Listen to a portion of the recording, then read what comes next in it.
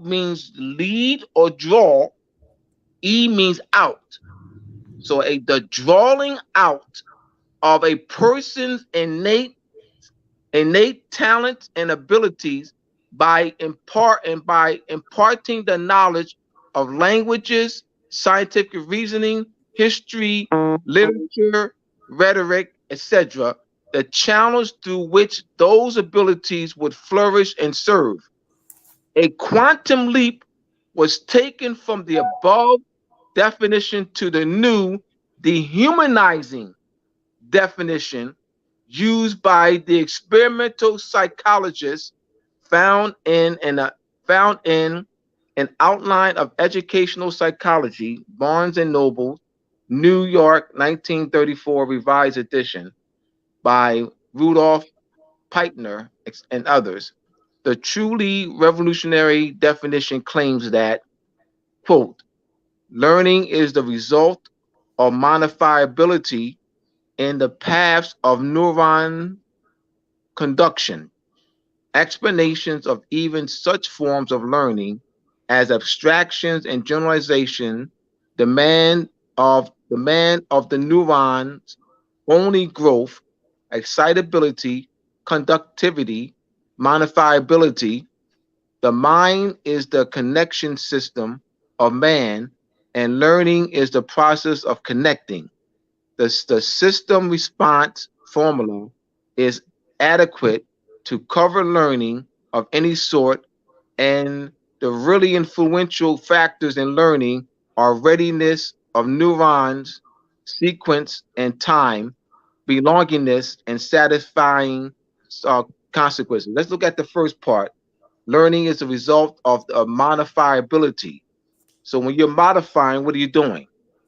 Learning is the result of the modifiability in the paths of neuron conduction. So you're changing. Explanations of even such forms of learning as abstraction and generalization demand on the neurons only growth, excitability, conductivity, and modifiability. So this is a control. This definition came about through the experiments on animals.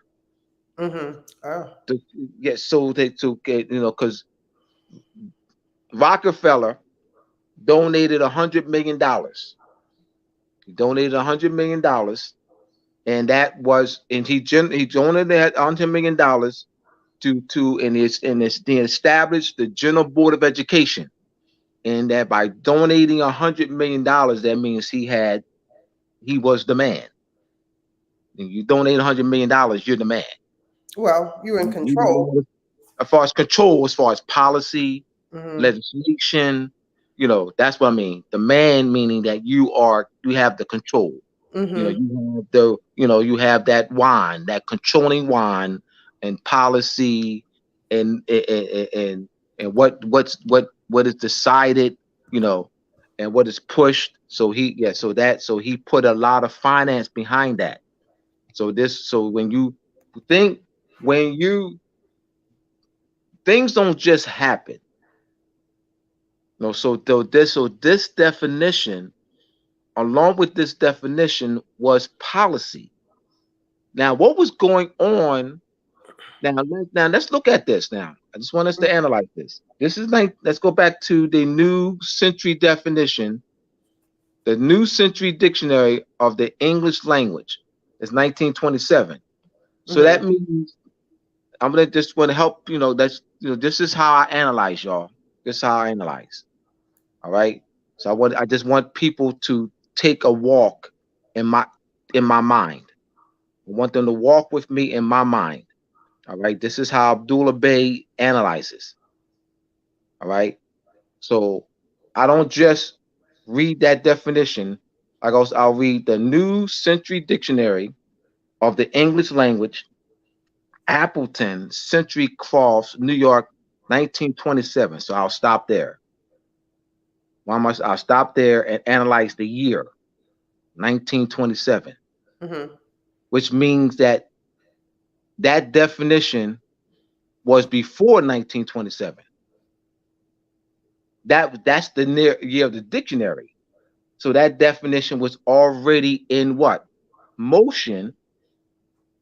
And so this not the knowledge base of the drawing out of one's person's innate talents and activity. So not only the definition, but what? And so what? You also had institutions that was facilitating this. Institutions that was facilitating the environment to draw out a person's innate. So this is 1927. So this was long before that. So now you got, let's go to this. An online of educational psychology, Barnes and Nobles, New York, 1935, revised. I mean 1934. So there were institutions that Rockefeller was, people didn't just sit down. You know, they were in Charlotte, in her book, The Deliberate Dumb Down America. She chronicles that in New York and Minnesota, that there were people who were up in arms about this. They were up in arms about this dehumanizing definition. They were up in arms about what Rockefeller was doing.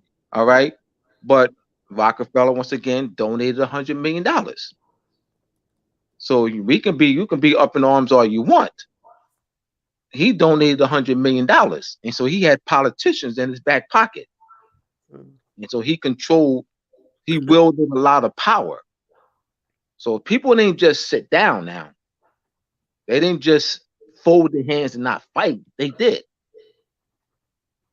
They did. So it's been said that education means animal training. Education doesn't mean animal training. That is the dehumanizing, the distorted definition that was later applied to the word education. It doesn't mean animal training. That's the dehumanizing definition. All right. Who said it means animal training? I won't say the name. Oh, okay. I won't say the name. Okay. All right. Yeah, so that's been going around, you know, and then so people have been picking that up, you know. So I wanted to show people this. Mm-hmm. I don't want them to say Abdullah Bey. I don't want them to say Abdullah said anything. You don't need to do that. You don't need to say Abdullah said anything. This is why we're showing these references. Just analyze the references. You know, and I've seen, Najma, that is a weakness in this Moorish movement that I have observed for 30 years, that with conscious Moors, that they would watch somebody on YouTube or TikTok or Facebook, and they come away with so-and-so said. I don't hear them say so-and-so said and so-and-so presented sources to support what so-and-so said. I never hear that. I only hear so-and-so said. I never hear so-and-so said. I mean, that's the claim. So-and-so said is the claim. I never hear this. So-and-so presented supporting evidence to support his or her claim. I never hear that. So I'm doing this, Najma, to raise our level of epistemological reasoning. I'll explain that. Epistemology is a branch in philosophy, or how one how one knows knowledge. It's a systematic way of learning, a systematic way of thinking. So this meaning that when you listen to someone listens to me and I make a claim, what you want to listen to now is what supporting information do I present to support my claim. As soon as I make the claim, all right, you're gonna listen, continue listen. All right, I'm listening for support. I'm listening for support. Abdullah's not giving support. Well, like Abdullah spoke for 2 hours, and so when you listen, you have to keep the claim in mind. And what I observed, Najma, and talking to quite a few people over the years, is that when I talk to people, I listen attentively to what they're saying, and I listen for their claim, and then I keep their claim in mind. So as they're going on, I'm listening to see whether they're supporting their claim, and oftentimes they don't, and oftentimes they'll even forget their claim, which means that's not good. You should never, you don't forget your claim, because your claim is your guiding. I mean, your claim is that you need the claim so that you can see whether the person is supporting the claim or not. You got to support the claim. And so it's important that we go. So we go on. We're going to the day. Let's go to the article. I came across this article last week. Which article?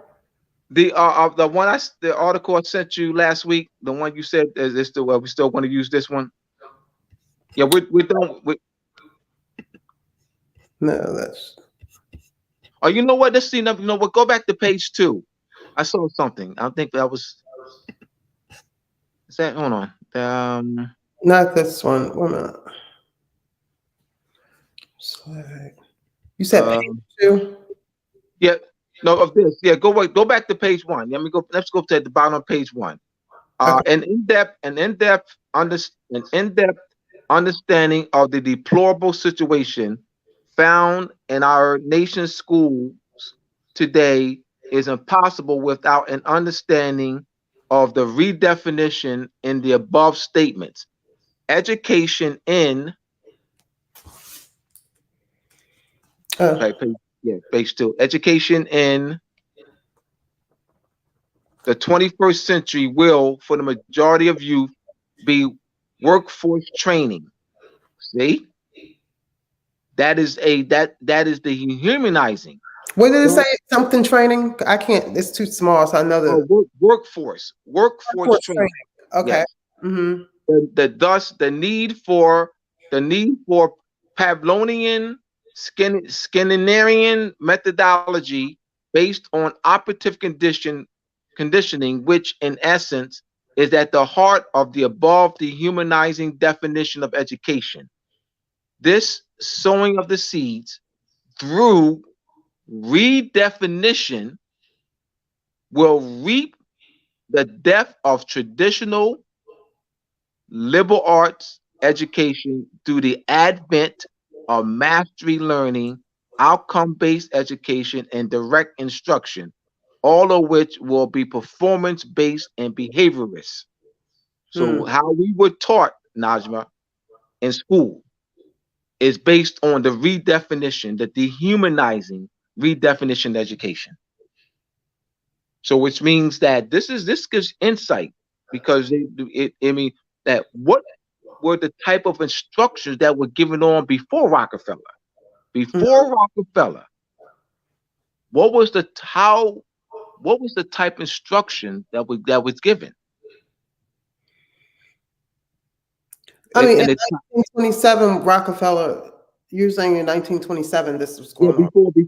Before he donated the 100 million, all right, and orchestrated, and funded Dewey and Frederick T. Gates and funded the psychology lab in Chicago University, all right, and established the General Board of Education, which was established by Rockefeller. All right. Before that, what was the type of instructions or the methodology in the 1800s? Mm-hmm. What was the methodology in the 1817, 1600s, 1700s, 1800s? What was the methodology? And what you go to what to understand that, go to the 1927 definition of education. The 1927 definition of education gives you insight on what the mindset. That's a mindset, a drawing out of one's innate ability. So what you facilitate methodology to what? An environment that will facilitate a drawing out of one's innate ability. That means it's already, your innate means what? Born with. You're born with. A drawing out of it. Drawing out means what? You're not putting it in. Drawing out means you're not putting it in. Innate means you're born with that. So this really, let's not read past things, just stop and analyze. All right, so we'll go right to the article. I'm going to do that for about another 10 minutes, and then we'll go into the main lesson. Okay. Let me get the article. Mm-hmm. 1 sec.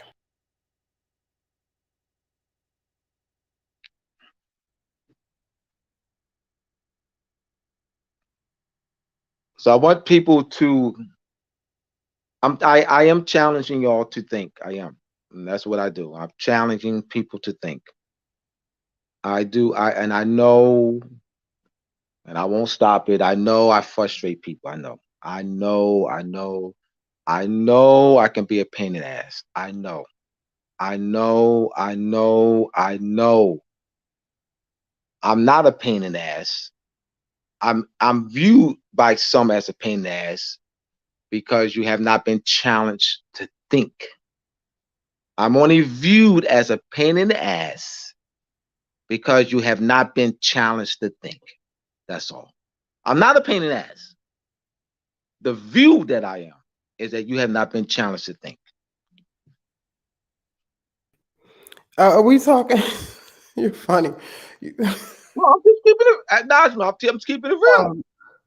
I mean, I'm just keeping it real. We're doing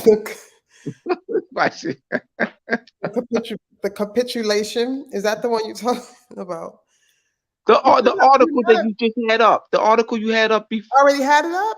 You already had it up. Yeah, that one. Right here. This okay. One. And you're not a pain in the ass. No, I know I'm not. I know I'm not. But I can.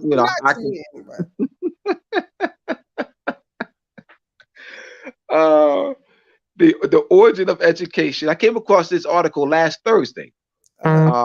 Before the 2 hours before we were scheduled to go on. Mm-hmm.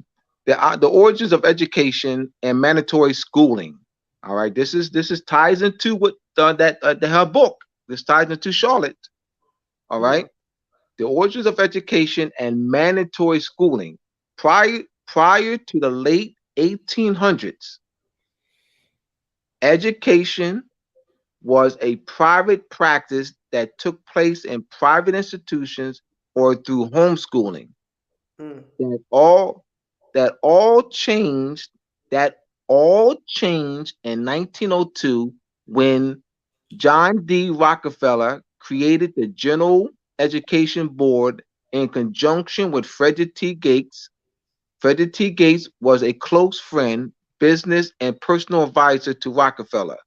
The General Education Board was responsible for funding the American public school system and provided for over $100 million in 1902, while continuing. Remember, this is 100 million. Remember, this is not 100 million over a period of 10 years. This is 100 million in one, you know, boom, in 1 year.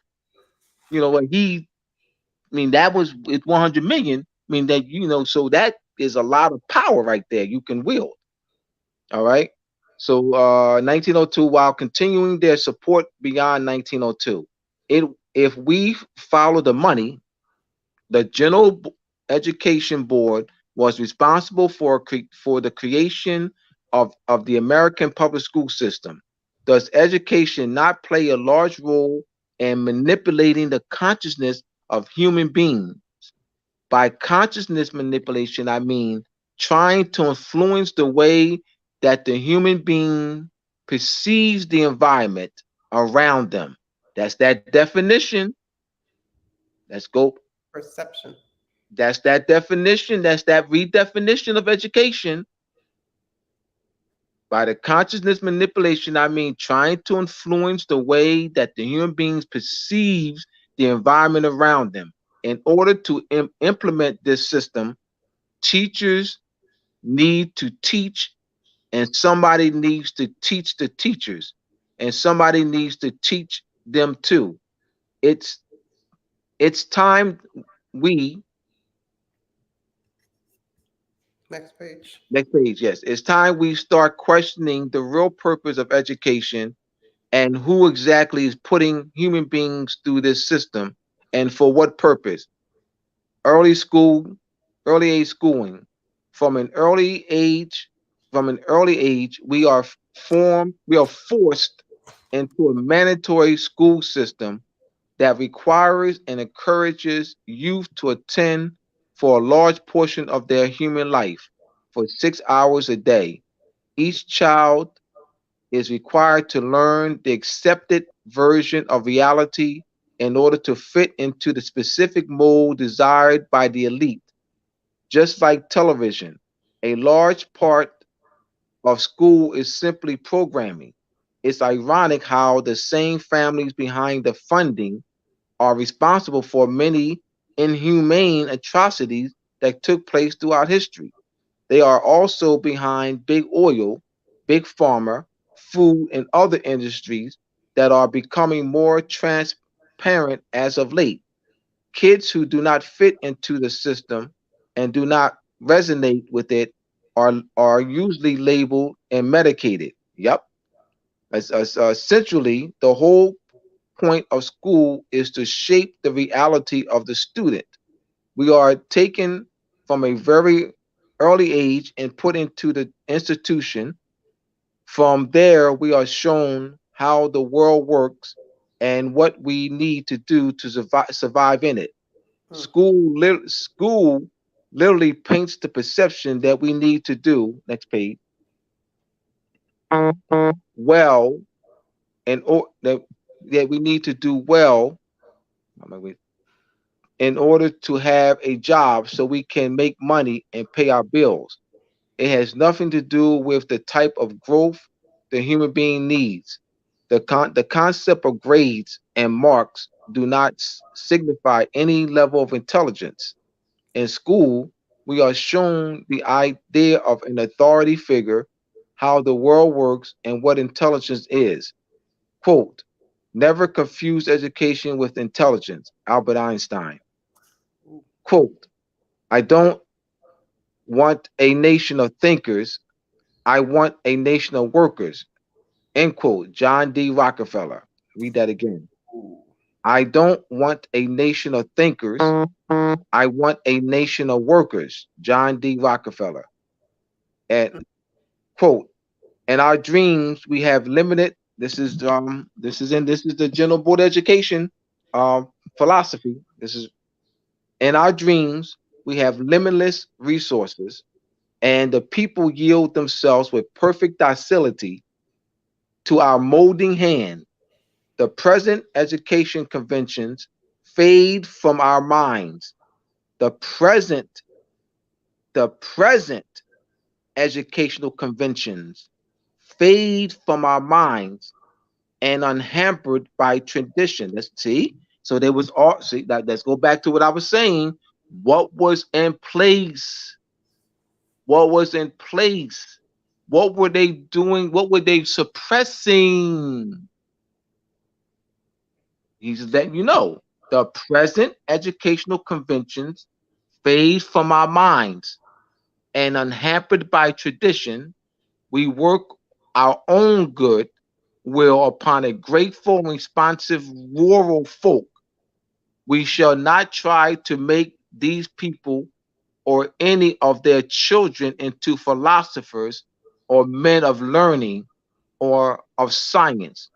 We are not to raise up among them authors, orators, poets, or men of letters. We shall not search for embryo great artists, painters, musicians, nor will we cherish even the humbler ambition to raise up from among them lawyers, next page,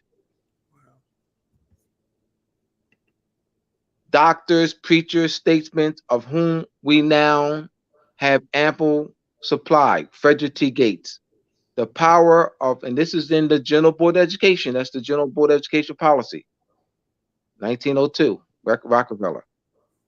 The power of homeschooling. It seems homeschooling is much more likely to create a creative, adaptive, and forward-thinking person who is less conditioned to think only within the small confines of a crumbling system. Does this mean it is for everyone and that one can't turn out the way through standard education? No, simply the chances are far greater with homeschooling. All right, so we'll end there. And I just wanted to give, you know, This Gates person, mm-hmm. not Bill Gates' dad, no. Say again. Rockefeller and then Frederick T. Gates. Gates, yes, Frederick T. Gates. That's not Bill Gates' father or grandfather, is it? You know what? I don't know. Now that you ask, I need to. Wow, that's so interesting. Because Bill Gates' father was. It was, in fact, it was Bill Gates. Bill Gates didn't invent anything. You know, his father, being influential. He just got the patents. He didn't even when he was in college. Leaving college at 19 years old. You know, so one of his classmates invented that. He just got his father was able to can get the patent on it, but Bill Gates didn't invent anything. No, I was just wondering if this is Frederick Gates. I'll look it up. Later. To tell you this, there's somebody research that. This Chase. Someone in the chat to see if Frederick Gates and Bill Gates are related. Yeah, they're related. Yeah, his father. He'll get. I forget Bill Gates' father's name, but Bill Gates' father was influential too. So, wow, that's interesting. Yeah. So the public school system is just dumbing everybody down, no matter what, because it's their books. McGraw-Hill, that's what we had when I was in school. Mm-hmm, that's what we had too. Yep, McGraw-Hill. Yeah, McGraw-Hill was. Yep. Mm-hmm. Interesting. But the key to my presentation is to show that education does not mean animal training. That is the connotative, dehumanizing. That's the dehumanizing definition of education. That dehumanizing definition of education is animal training. And education doesn't mean animal training. The dehumanizing definition of education is animal training. And I wanted the people to see for themselves. And also, I want people for their work is to look up the etymology for erudite. Look up the etymology for erudite. I had sent that to you, Najma, the etymology of erudite. That's for your people's homework. Look up the etymology of erudite. Okay. And they're going to be, you're going to see that all right, what you think erudite is not what you think it is. What you think erudite is not what you think it is. Okay, What so you think. someone in the Mhm. chat said Frederick Gates and Bill Gates are not related. We're not related. All right. Okay, All Erica. right. So we'll go right to our main lesson for the day. Okay, I was looking up. I was trying to find the erudite. Oh, go do erudite, please. No, before we judge, yes, please Oh, do. okay. Give me No, a please do. second. Let's stay on it. Let's stay Give on me it. Mm-hmm.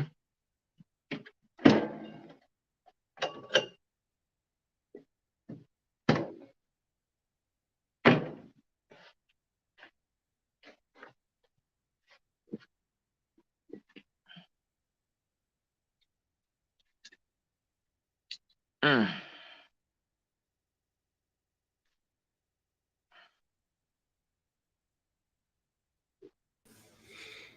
Okay. You have it? All Yes. right. There we go. Thank you.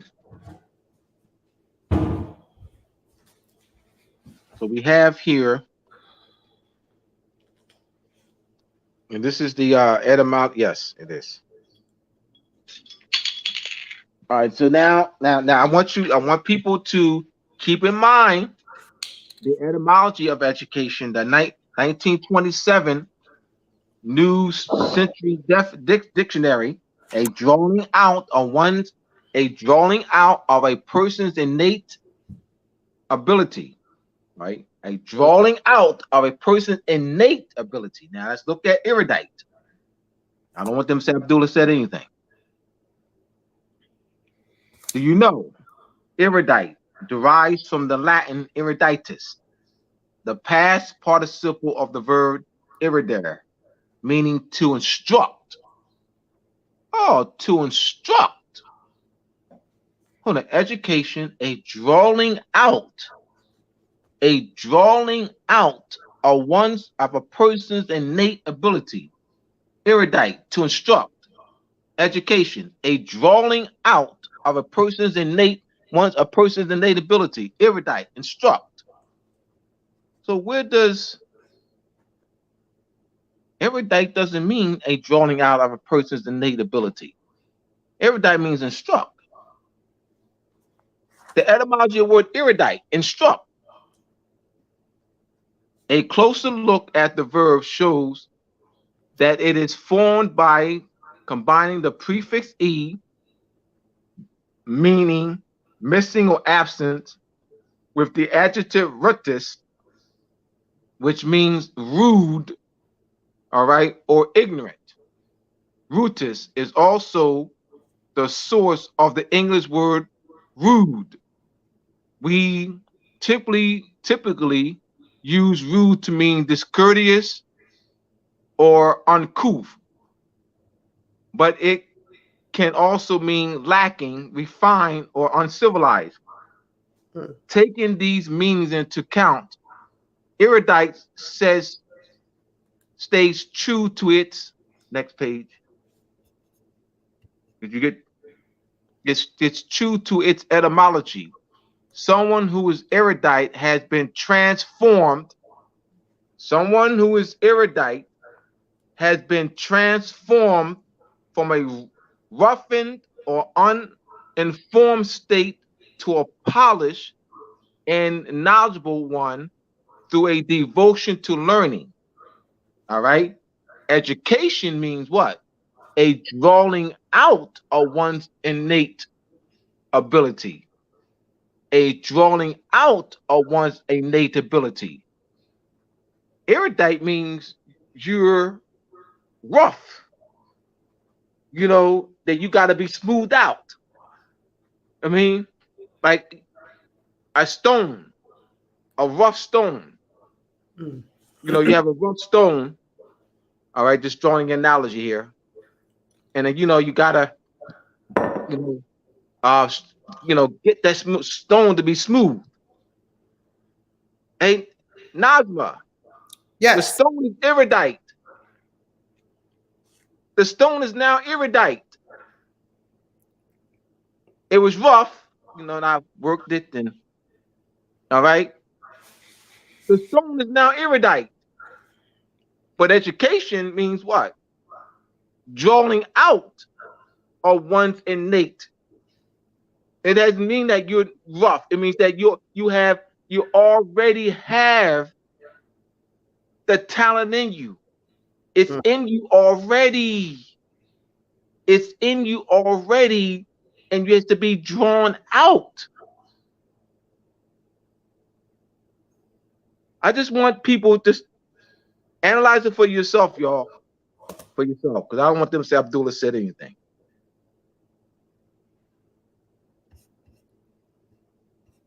Because you know, people have challenged me and said I should not be using the word education because it means animal training. That I should be using the word erudite.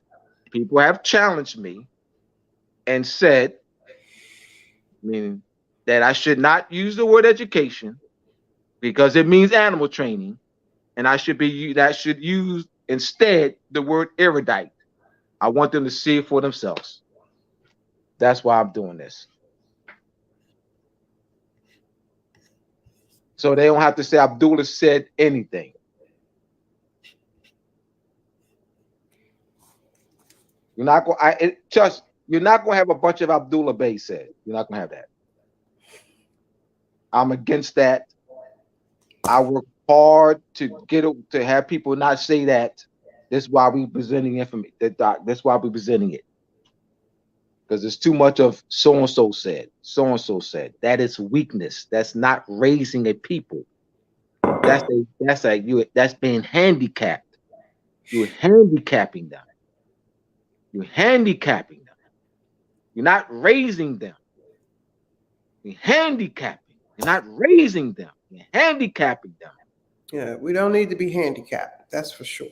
No, it's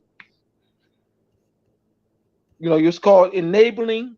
Like the difference between helping. Enabling doesn't mean helping. Enabling is handicapping. Yes. It's not helping.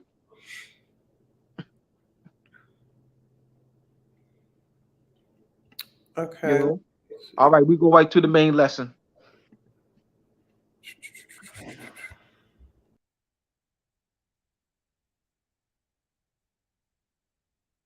All right, so we have today's lesson. Main lesson for the day is in support of the second annual Ambassador Bey United Nations Youth Leader Tour 2023, Nationality and the United Nations Declaration of the Rights of the Child. Nationality and the United Nations Declaration of the Rights of the Child is the topic for today's presentation.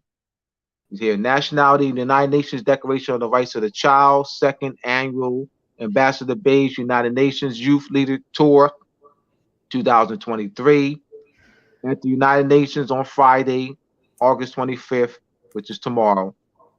Guest speaker, yours truly, Abdullah Mosi Bey, sponsored by the African Middle East Economic Sustainability Alliance, AMISA. Supported project with her project along with the International Human Rights Commission USA Regional IH, which is the acronym IHRC. Human rights defenders of the International Human Rights Commission addresses the human rights offenses against our people, the Moors, conscious Moors and unconscious Moors classified as Black, Negro, Colored, and African American, and the United States Census Bureau and the United States Commerce Department. Send donations, Cash App, AMISA. Just keep that up there for a minute, Najma. I'm going to explain give them the etymology of the word commerce. Commerce, the prefix COM, which means with, together, like. The root word MERC, which means trade. Merc means trade, merchant. mercantile, merchandise, trade. So why is the Census Bureau? Why is the Census Bureau in the Commerce Department? Why is the Office of Management and Budget in the Commerce Department? Census Bureau is in the Commerce Department. Merc means trade. And there's a race code. United States has a race code for nationalities are listed on the race codes 01, 02, 03. Has 01, that's black, 02, white, 03, and they got listed nationalities. All the world's nationalities, the world's nationalities are listed under race codes.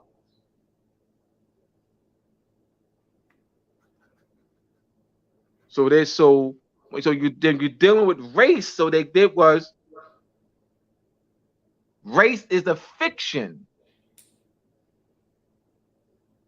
Carl Linnaeus, Francois Bonner, Johann Friedrich Blumenbach. In the 1980, 1990, 2000, 2020, and 2020 census. Under the race question in the census, nationalities are listed along with black, white, Negro, and African American. Nationalities are listed under the race question. Chinese is a race? I didn't know Chinese was a race. Japanese is a race? I didn't know I thought Japanese was a nationality. Korean's a race? I thought Korean was a nationality. Why does the United States have these race codes for over 200 nationalities? Like, what does race and nationality have the same meaning? They see how when you become aware, and this goes on every day. All right. So so send our donations to Cash App and Misa. All right. So we'll next page. All right. So here, this is excerpt of chapter 11 of Moors and Masonry Part 2. And that's coming from chapter 11 is on page, I have the book in front of me, 340. Page 340, chapter 11 starts on page 340 of Moors and Masonry Part 2. To get Moors and Masonry Part 2, go to moorsandmasonry.org. It's also across the stream. We also have the Moroccan Post Media YouTube page for the Moroccan Post of a Moorish Treaty Protection and Consular Relations 101, Moorish Treaty Protection and Consular Relations 201. Those are free classes, a body about 16 classes. We also have the Moorish Body Politic Formation, Constitutional Governmental Principle course, which embodies 12 classes. That's the Moroccan Post Media YouTube page, which has been going across the screen for the past hour. All right, teaching Moorish nationality to 5,000 students in the Kansas City Public Schools. Restoring Moorish treaty and consular protection. Restoring Moorish treaty and consular protection through Moorish government structure for our children, and through the study of the principles of nationality, genealogy, heraldry, vexillology, study of flags, sillogeology, study of seals, numismatics, study of coins, ancient world history, modern history, monetary history, ancient world culture, government, political science, jurisprudence, international law, law of nations, and treaty studies. Our children need this. Our children need this last year, 10 years ago, 20 years ago, 50 years ago, 100 years ago. Our children need this.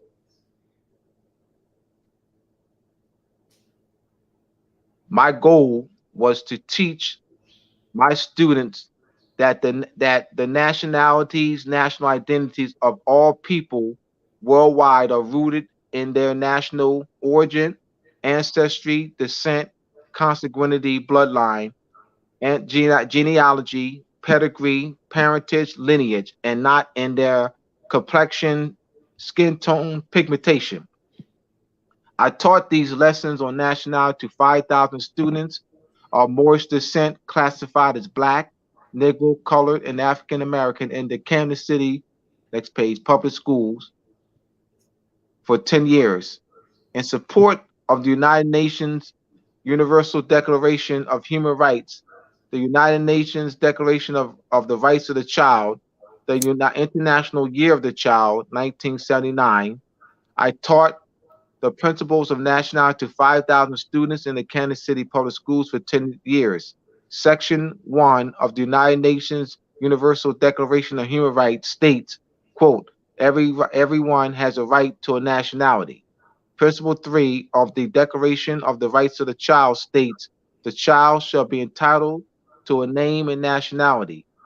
In 1979, then President Jimmy Carter signed an executive order creating a national commission for the International Year of the Child. I want to thank former President Jimmy Carter for supporting the International Year of the Child. To show my support for the United Nations Universal Declaration of Human Rights, United Nations Declaration of the Rights of the Child, the International Year of the Child, 1979, I developed a nationality curriculum for my students. I wanted to provide my students with a quality education in civics and social studies as nationality relates to national origin, ancestry, inheritance, birthrights, land right claims, the law of descent, the law of succession, family names, surnames, last names, citizenship, international law, recognition, and treaty protection, national sovereignty, and national government. Let me read that again. Nationality. See how important nationality is? Nationality. I'll tie that as nationality relates to national origin, ancestry, inheritance, birthrights, land right claims, the law of descent, the law of succession, family names, surnames, last names, citizenship, international law recognition and treaty protection, national sovereignty, and national government. You see how we've been cheated? How we're being able to be manipulated and controlled because we lack knowledge of who we are. Doesn't matter what color you are, black, white, red, purple, green. In fact, I recall, I'll say this, I was substituting this fifth grade class, and we had a guest speaker from Rutgers University,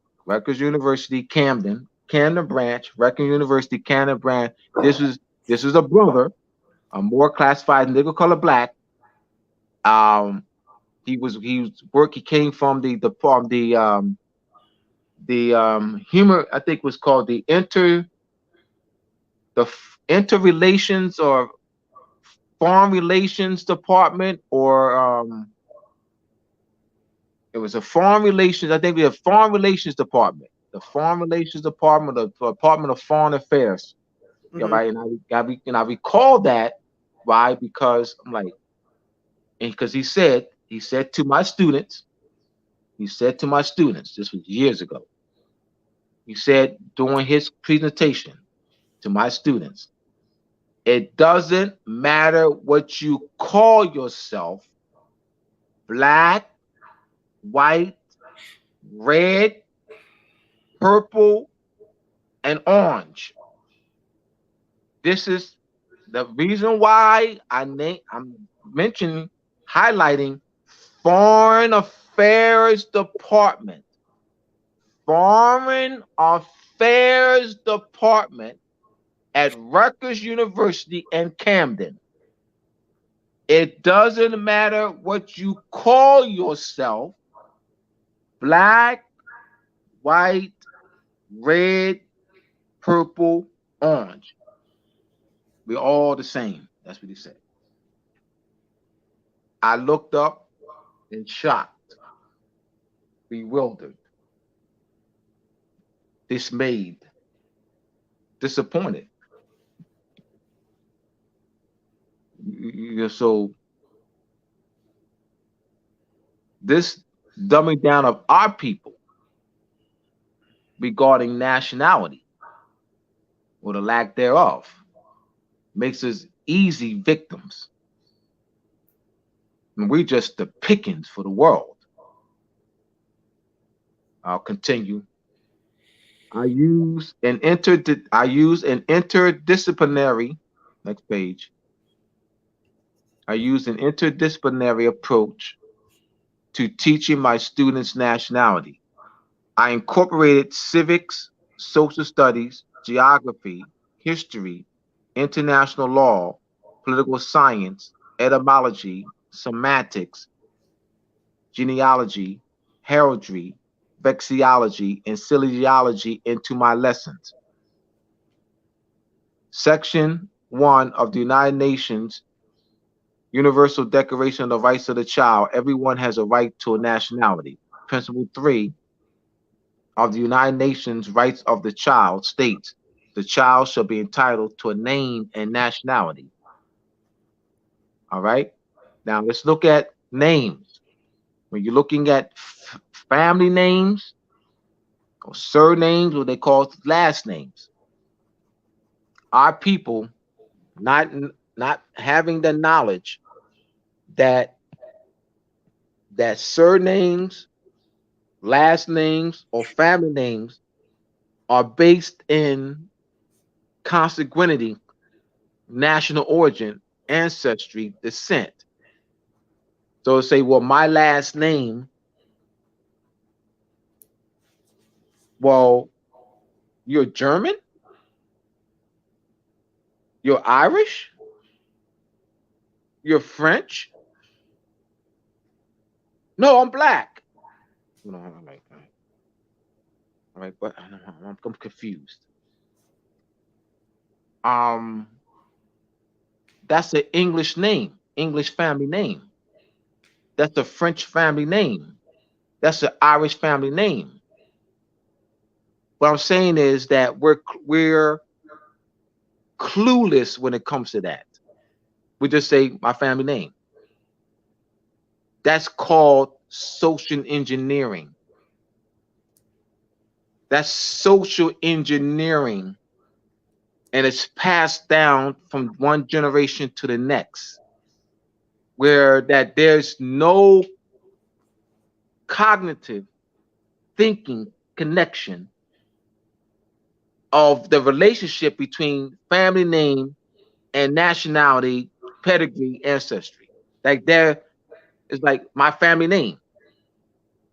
Our people, we have English names, German names, Irish names, French names, Welsh names, and our people are clueless to this. We're easily able to be manipulated. We lack fundamental with all these degrees, with all these degrees, with BA degrees, BS degrees, MA degrees, MS degrees, LLDs, EEDs, PhDs, with all these degrees we have, we lack the fundamental principles, the fundamental basic of civilization. And we're just easy pickings. We're easy pickings.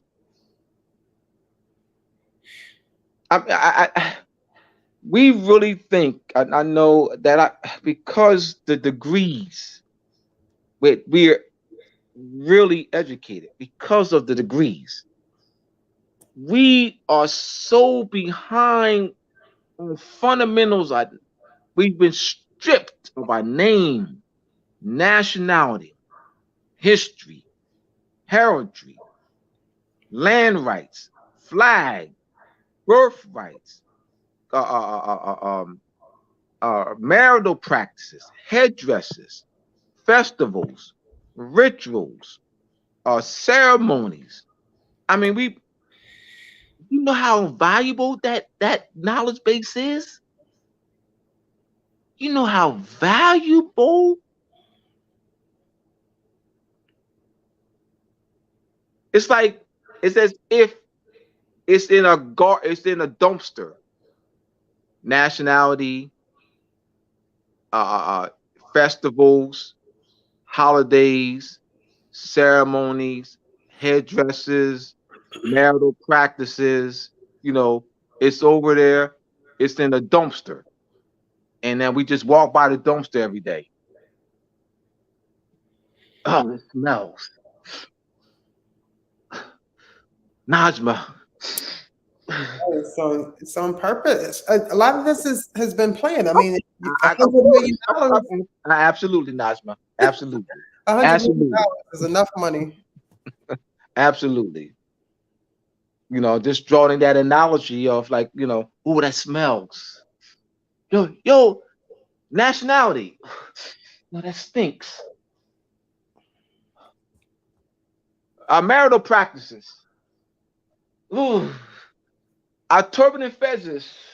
Ooh. Matriarchy. Ooh, that, oh,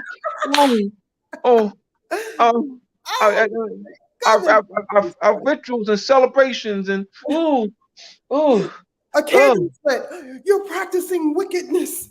yeah, Oh, see, and it's social engineering. It's social engineering. Social engineering. Like they got us, and I said we really think we're educated. You know, PhDs, LLDs, MAs, BAs, master degrees, medical degrees, LLDs and MSWs, and like you know, we are well trained, subjugated people. We are well trained, subjugated people. Once again, we are well trained, subjugated people. And I know people with PhDs and LLDs and EDDs and will be insulted and because they think they're so, you know, you know, like there's like, come on, please, please. We're suffering as a people. absolutely. And guess what? Here's the response. Here's the response. I'll say we are suffering as a people. I'm not suffering. See. I'm gonna say again. We are suffering as a people. What do you mean? I'm not suffering. I got a 6-figure job. See that disconnect? See that disconnect? I do. I'm not making these up, y'all. Talk to people on that level, and when you say we are suffering as a people, they're gonna say, I'm not.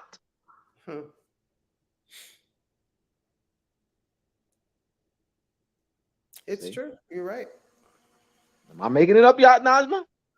Nope. They say we. I don't speak French. Thank you. I don't speak French. Sad. I don't speak French. That's exactly what I'm gonna say. I don't speak French. Hey, we, monsieur. Hey. Sad. Sad. Social engineering. Social engineering. As I continue. All right. Continuing right along. The Declaration of the Rights of the Child is the name given to a series of related children's rights proclamations drafted by Save the Children founder Eglantine Jebb in 1923. The first stipulations for child's rights: one, the child must be given the means requisite for its normal development, both materially and spiritually. Next page. Ideals developed by the International Save the Child Union in Geneva on February 23rd, 1923. Endorsed by the League of Nations General Assembly on November 26, 1924, as the World Child Welfare Charter. Proclamations were not enforceable by international law, but rather only guidelines for countries to follow. Geneva Declaration of the Rights of the Child of 1924.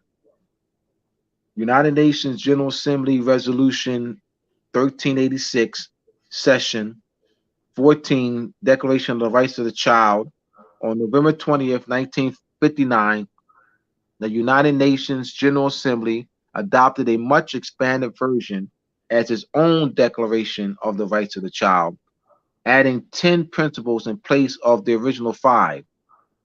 November 20th, 1959 has been adopted as the Universal Children's Day. So November 20th is the Universal Children's Day. Mm-hmm. United Nations Human Rights Proclamation 1959. Declaration of the Rights of the Child proclaimed by General Assembly Resolution 1386, 14 of 20. Next page. All right. November 1959. This was the basis of the Convention of the Rights of the Child, adopted by the UN General Assembly 30 years later on the 20th of September 1990. Once again, those who come joining us, I'm reading from chapter 11 of Moors and Masonry Part 2. This is excerpt of chapter 11, the first like three or four pages of chapter 11 of Moors and Masonry Part 2. Today's topic is nationality and the United Nations Declaration of the Rights of the Child. The UNESCO proclaimed 1979 as the International Year of the Child and observances worldwide. Proclamation was signed on January 1st, 1979 by the United Nations Secretary General Kurt Waldheim as a follow-up to the 1959 Declaration of Rights of the Child. United Nations Declaration of the Rights of the Child, 1979. Amateur director Eugene Foderico created a film for the National Film Board of Canada called Every Child. United Nations proclaimed the year 1985 as the International Year of the Child. The proclamation was signed by the United Nations Secretary General Javier Perez de Coular. The main event for the International Year was the World Congress on Youth, in Spanish, Congreso Mundial Sombre la Juventud, organized by UNESCO and held in Barcelona, Spain from July 8th to July 15, 1985. It was issued the Barcelona Declaration on Youth.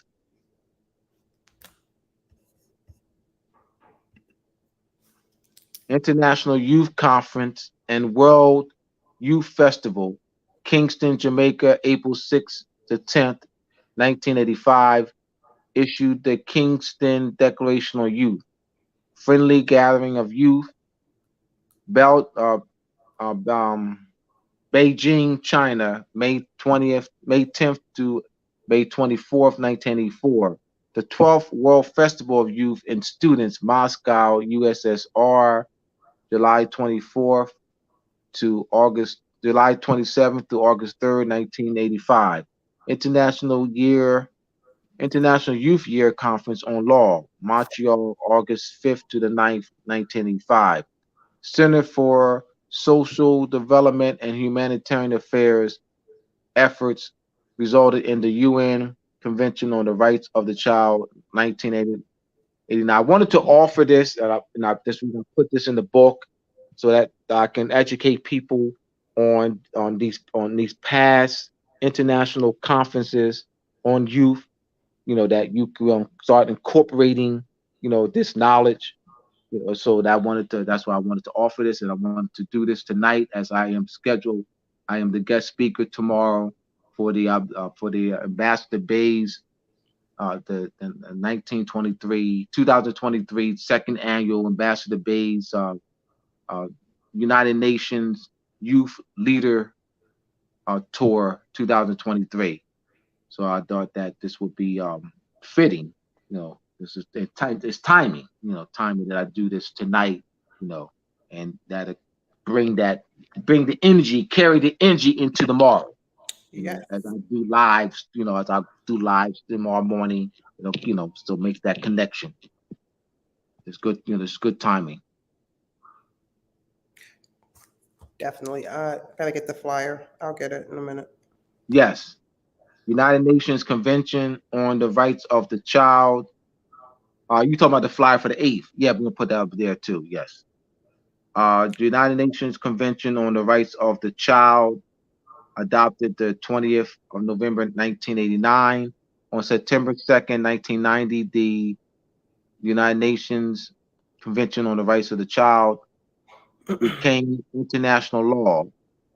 All became international law. See how this, culminated into, the Convention on the Rights of the Child becoming international law. So though it took a while, but with the intention of, world conferences, so you see the intention that was given. So that this is here, I want to bring this up. So you see the importance of structure. You see the importance of structure here. We're talking about conventions, world conferences. This is structured.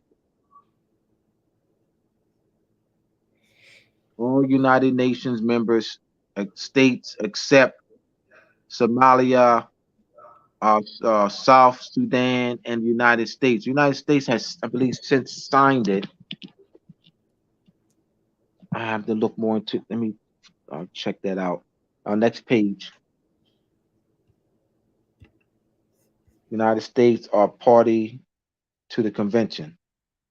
All states except Somalia, Sudan, South Sudan, and the United States are party to the convention. And that, I think, I have to check to see if that has changed. The United Nations Convention Rights of the Child Convention consists of 54 articles that set out children's rights and how governments should work together to make them available to all children. Under the terms of the convention, governments are required to meet children's basic needs and help them reach their full potential. The 54th articles that address the basic human rights of children everywhere are Hashim's not with us, but everywhere entitled to the rights to survival, to develop to the fullest, to protect from human harmful influences, abuse, and exploitation, and to participate fully in family, cultural, and social life. Four core principles of the UNCRC Convention: non discrimination, devotion to the best interests of the child, the right to life, survival, and development, and the respect for the views of the child. Under the convention, a child is defined as every human being below the age of 18 years or less. Under the law applicable to child, majority is attained earlier. International Convention on the Rights of the Child, adopted and open for signatures, ratification, and accession by the United Nations General Assembly, Resolution 45/25 on the 20th of November 1989, and entered into force on the 2nd of September 1990 in accordance with the Article 49. This international treaty is a binding treaty to which 176 nations have become state parties. And 1989 marks the 30th anniversary of the Declaration of the Rights of the Child and the 10th anniversary of the International Year of the Child, 1979. Actually, more than 10 years, but this is what is it? The United Nations, the United States, Somalia, and South Sudan have not ratified the International Convention on the Rights of the Child, 1989. I have to check that. The 1995 then President Bill Clinton signed the international treaty. But ratification of any treaty with the United States requires a two-thirds majority vote in the Senate to pass. I mean, what would be the purpose of not signing at this point? I have to see if they have. So let me check that out. Yeah. Well, it's been signed but not ratified. Right. So Jimmy Carter, when you were talking about Jimmy Carter actually did sign, correct? No, Jimmy Carter. What Jimmy Carter did was in 1979, international. It was the internet. It's the International Year of the Child, 1979. So they were convinced. There were festivals worldwide. There were festivals worldwide. So Jimmy Carter, he put together a commission, all right, so that funding could be used for a festival. But there was not a festival here. It was not a festival here, but Jimmy Carter did acknowledge it. He did acknowledge the International Year of Child. So he did acknowledge that, so but it was not he didn't sign the at that time the declaration. Bill Clinton did 1995, but it had that time Congress did not ratify it. And I have to find out, has Congress since ratified it? I'll look into that. Nationality is not the real world. This statement was emphatically uttered by a teacher in one of my and a teacher in one of the Kansas City public schools in 2008 while I was working as a substitute teacher. This statement was emphatically uttered by one of my coworkers during the time I was working as a substitute teacher for the Kansas City public schools. While I was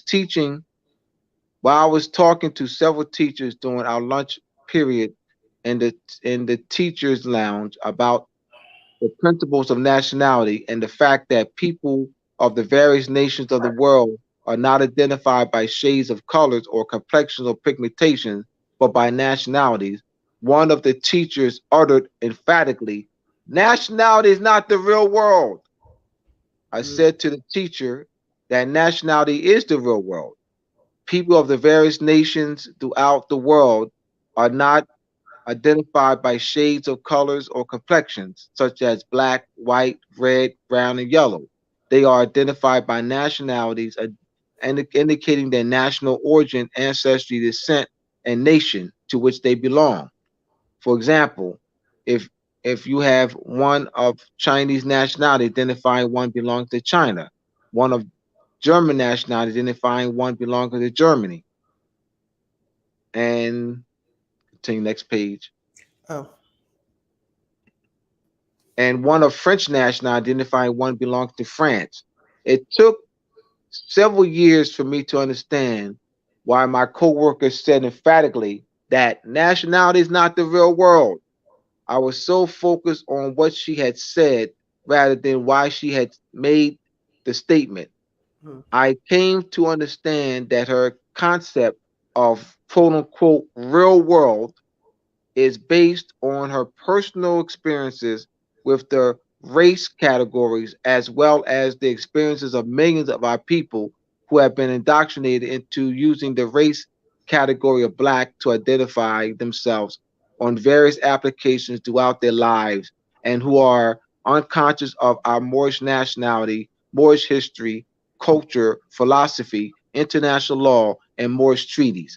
I further thought about her personal experience in giving birth to her children at a hospital and having to check black in the race category on her children's certificate applications, as well as her personal experience in having to check black for her race on various job and school applications throughout her life. As a teacher, she has had to use the race and ethnic standards for federal statistics and administrative reporting, statistical policy number 15, adopted by the Office of Management and Budget, OMB, in 1977 to provide, next page, the race for her students. My former co-worker's personal experience as a teacher with using the race categories to identify her students, to quote unquote identify her students, coupled with her lack of knowledge of her Moorish nationality and Moorish history, are the logical reasonings for her emphatically uttering the statement, nationality is not the real world.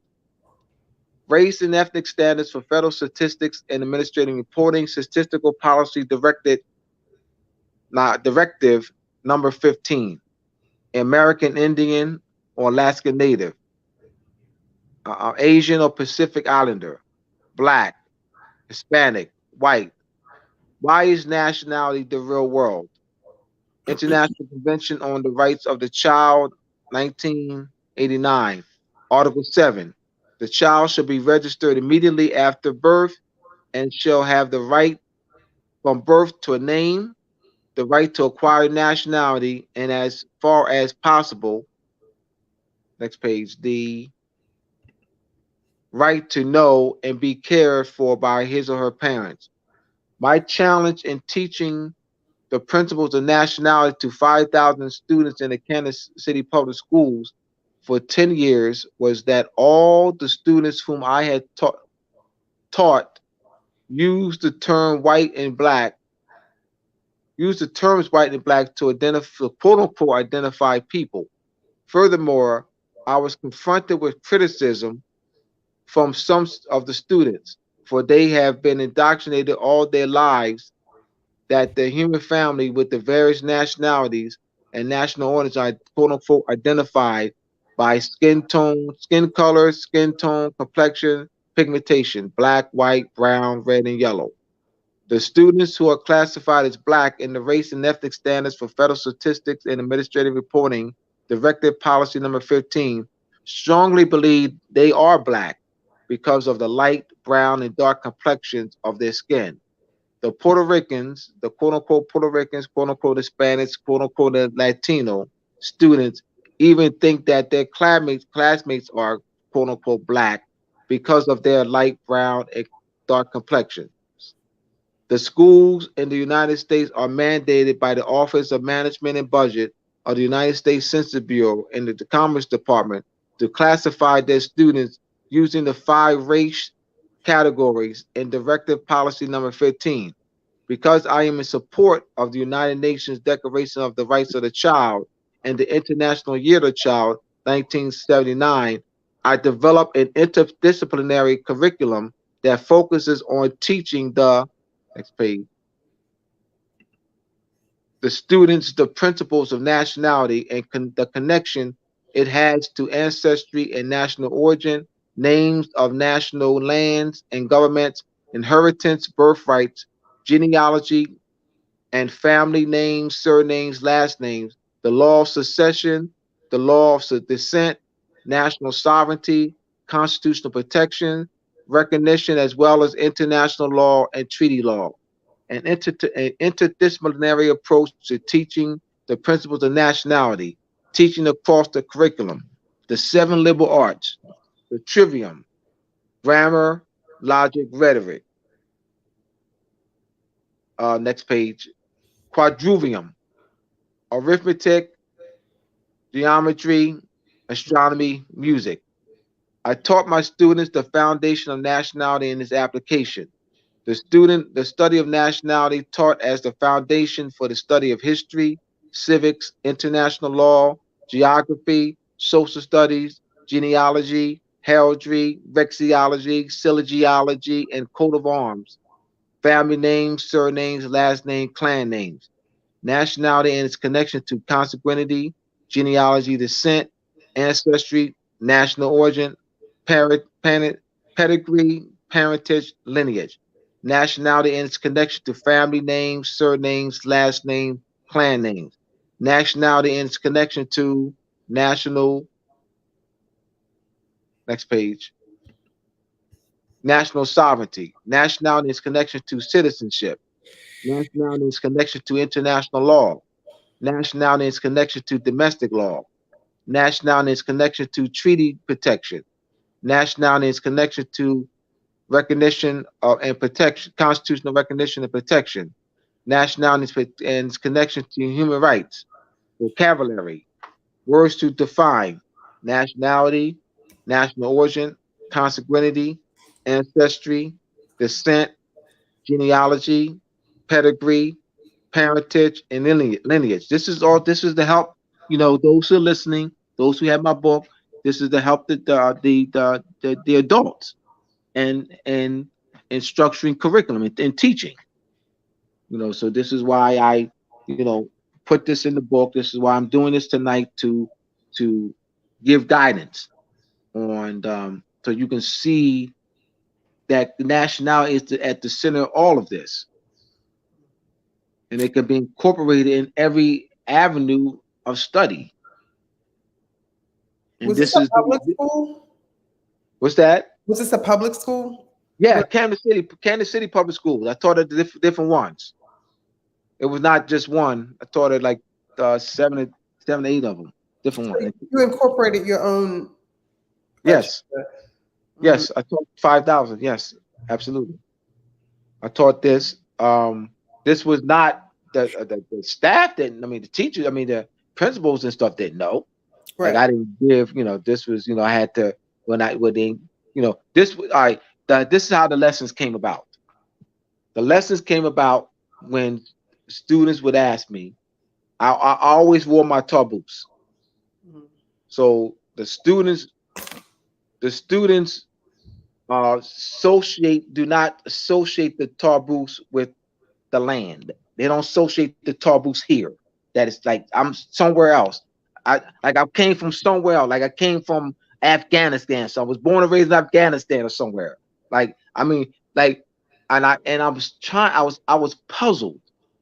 I was really, really puzzled because my accent is the same as theirs.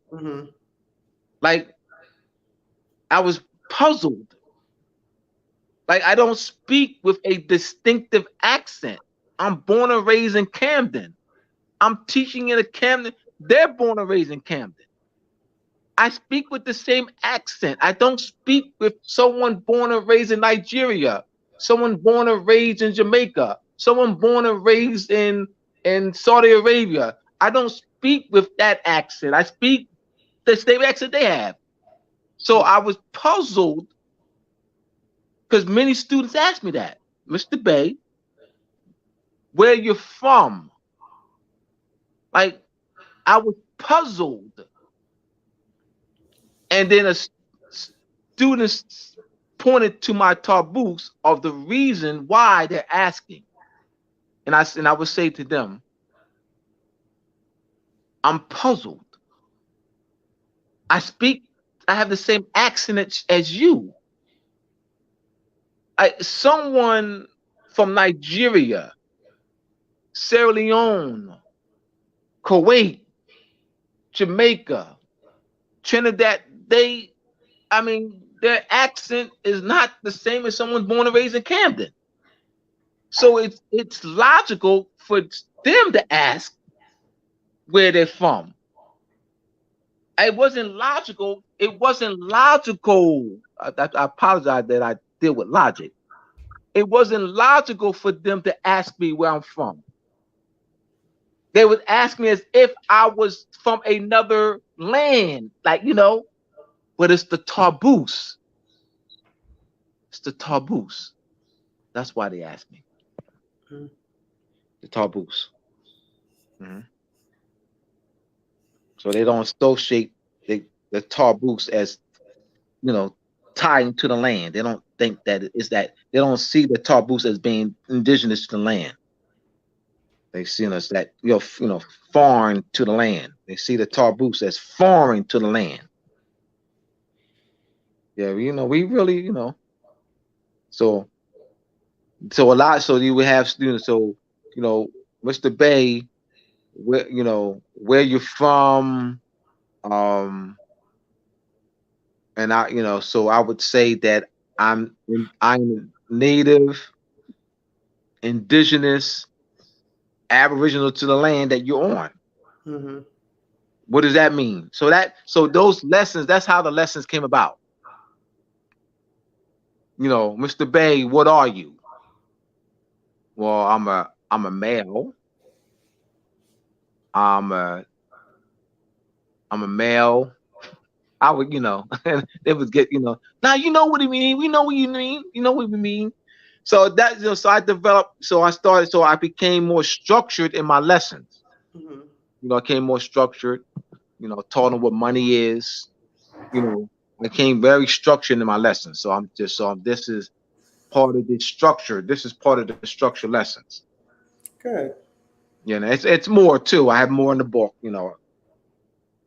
So I even have the etymology of surnames, English names, family names, French family names, Irish family. I have the etymology. So that's not here, but I have that in the book. So it's more in the book.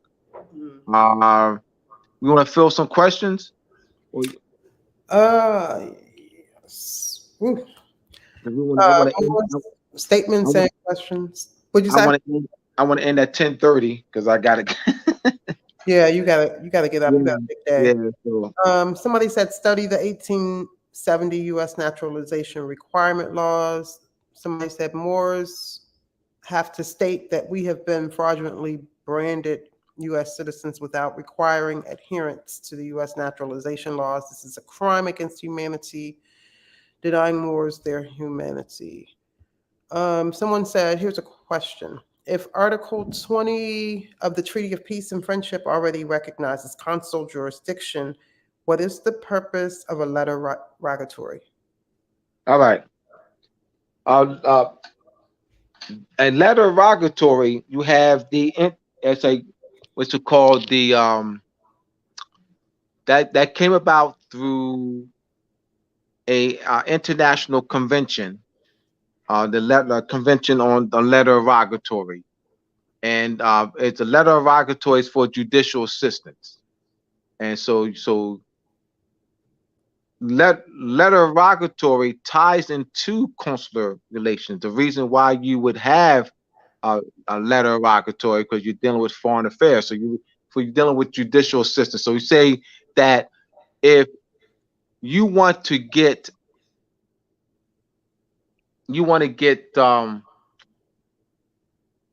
evidence on someone that's in a foreign country and or jurisdiction, the procedure would be from a court to a court. So the French court will send a letter rogatory to the German court, asking for judicial assistance, or of someone in Germany, that somebody in Germany had that they want to get some help with a investigation. So that's that, so to get assistance and help in investigation on that German, all right, they would have to be done through a letter rogatory. Okay. Yes. So once again, we're dealing with the diplomatic channels. Right? All right. Somebody said Abdullah is on fire. Somebody said he is so right. To deny a nation of people their nationality is a crime.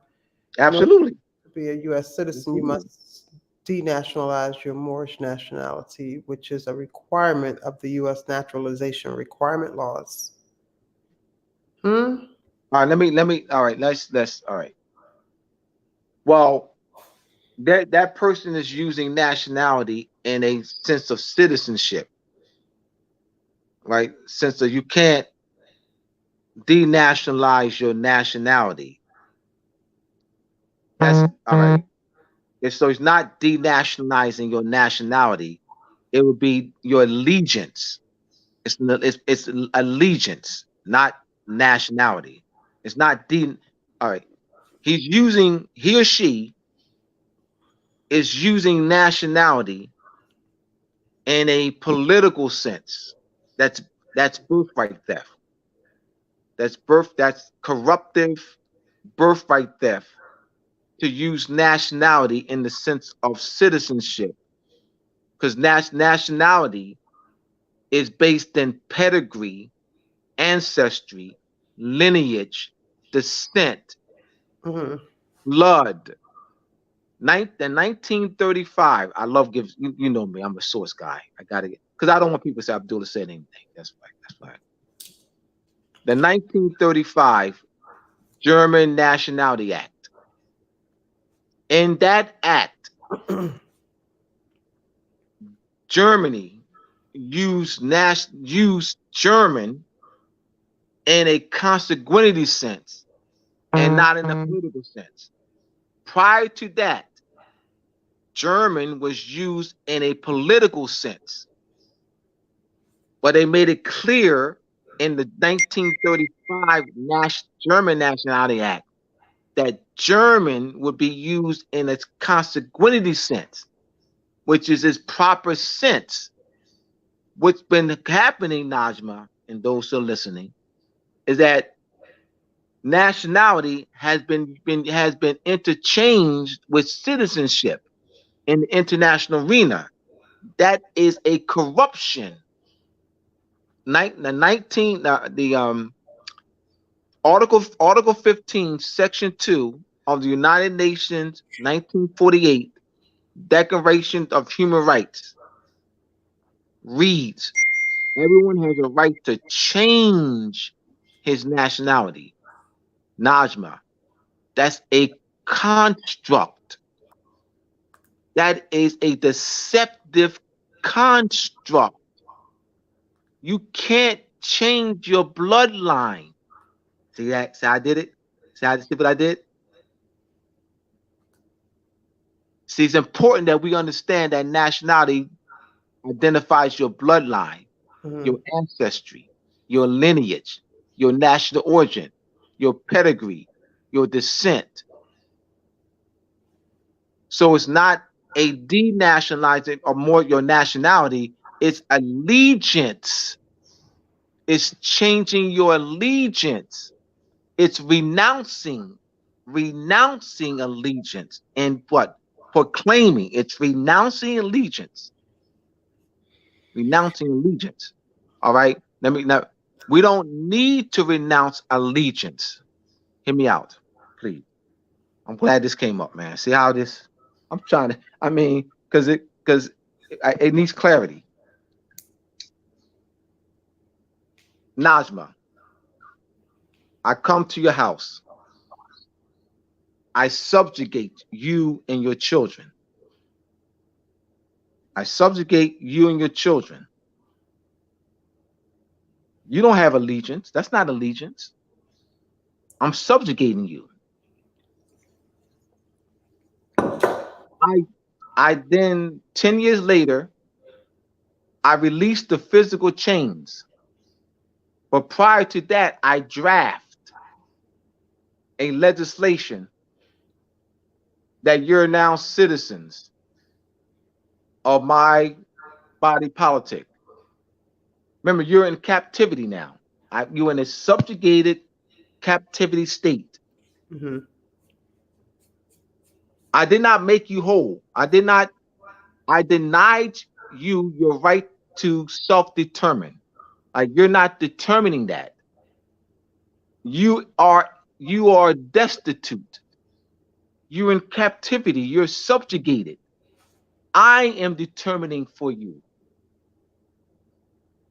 I'm determining for you. So you go, that's not allegiance. You weren't restored, Najma. I didn't restore you. I didn't restore you. I didn't make you whole. I didn't I didn't enforce post-millennium.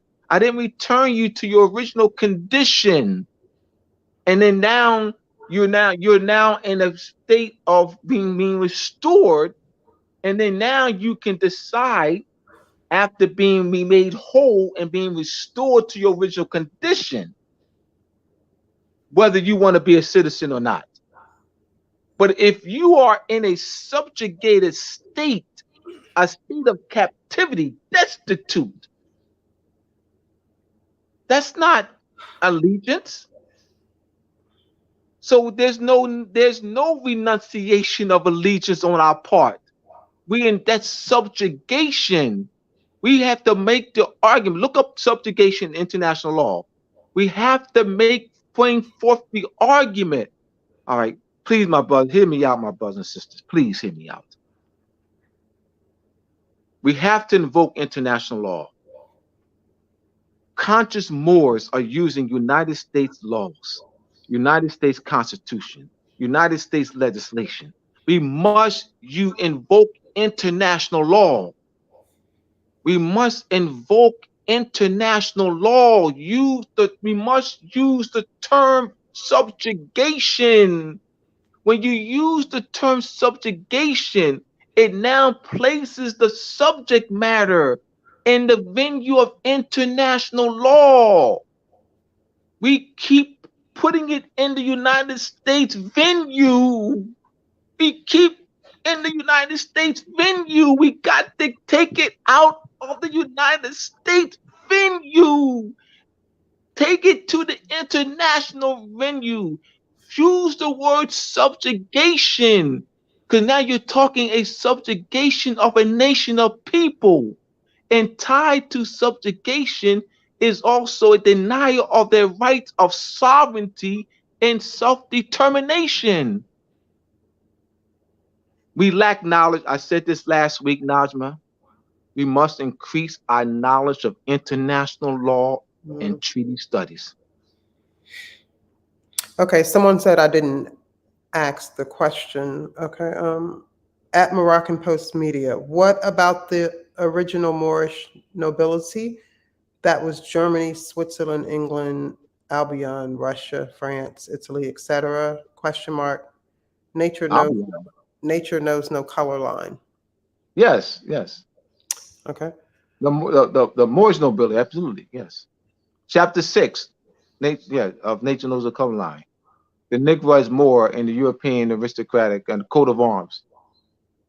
The European aristocratic families. It's 10:23, so I'm gonna try to get through as many. Yes. Only artificial persons are put into the Commerce Department. Black's Law 4th and classify persons in 14th Amendment as artificial persons, not natural persons. They're saying Moors are artificial U.S. citizens. Right. I'm gonna say this again. Moors are not artificial U.S. citizens. Give me the documentation. All right. It's no back and forth. Show me that Moors, show me the treaty. Show me the treaty that Muhammad ibn Abdullah signed that has a citizenship clause. Right? All right. Artificial. It's once again, this is good, Najma. They keep going to United States laws. Because they don't know international law. They don't know the power. They don't know the power. They don't know the word subjugation. They don't know what that will do when used in a Moorish national body politic. They don't know, because they've been using and hearing and different people on YouTube, more, United States laws, 14th Amendment, 14th Amendment, right? They keep hearing that because they don't know international law. They don't know the power of using the word term subjugation. Subjugation. It removes all that, because you're now taking it out of the venue. We keep putting it in the venue. We keep placing our argument in United States legislation. Oh, here's a good statement. Someone said, we're all subjugated, being under observation, but remember Martin Luther King Jr. and Malcolm X were also going to the International Court.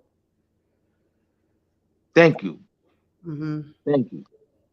Thank you. That's what, right. What do you think Malcolm X was doing? Absolutely. He wised up. That's what thank you for that. Thank you. That support. Thank you. That's my point.